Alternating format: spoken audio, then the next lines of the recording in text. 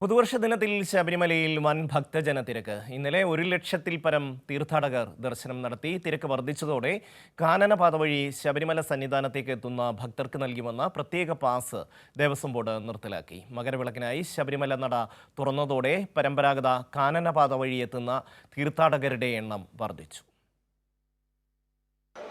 പുതുവർഷ ദിനത്തിലും വലിയ ഭക്തജന തിരക്കാണ് ശബരിമല സന്നിധാനത്ത് അനുഭവപ്പെടുന്നത്.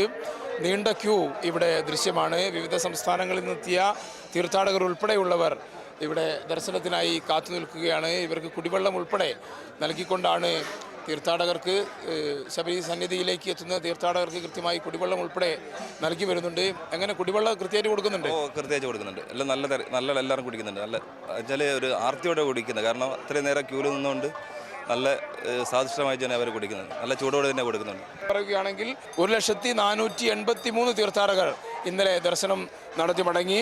അതിൽ ഓൺലൈൻ വഴി ബുക്ക് ചെയ്തവരുണ്ട്. അതേപോലെ തന്നെ സ്പോട്ട് ബുക്കിംഗ് ഉണ്ട്. സ്പോട്ട് ബുക്കിംഗ് 24,000-ൽ പരം പേർ സ്പോട്ട് ബുക്കിംഗ് വഴിയാണ് ദർശനത്തിന് എത്തിയത്.